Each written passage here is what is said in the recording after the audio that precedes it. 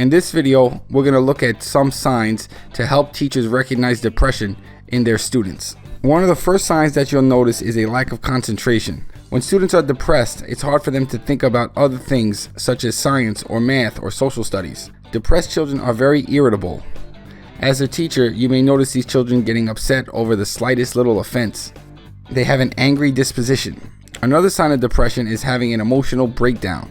This can occur in class or in the lunchroom, so talk to these students one-on-one.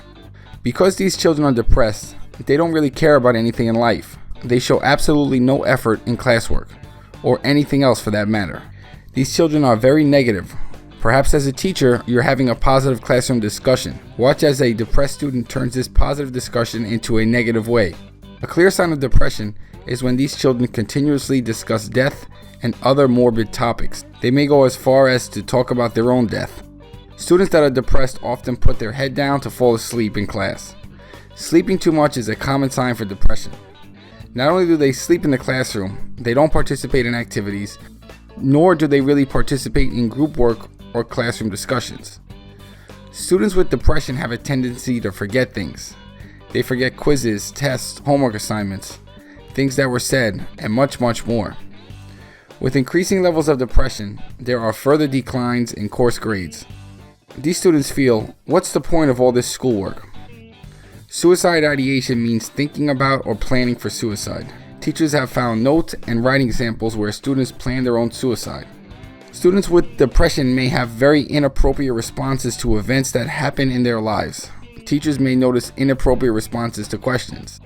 Depressed students can sometimes be recognized by their disheveled appearances. They stop caring about what they look like. You will notice general hygiene problems as well. Apathy is a common trait among depressed children.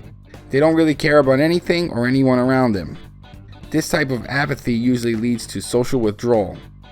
These poor children are on an island to themselves. They don't have any friends, and when asked to join social activities by their peers, they still refuse.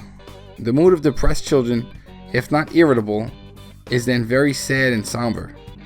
Most teachers would describe these students as unmotivated. Teachers may get frustrated as they prepare a fun lesson, yet depressed students still do not get excited. Lastly, and perhaps most seriously, these children may make jokes about suicide. This is something that every teacher must report immediately and take very seriously. Right now, I want to say thank you for your time. Don't forget to subscribe to this channel, hit that thumbs up button, and check the description for links to resources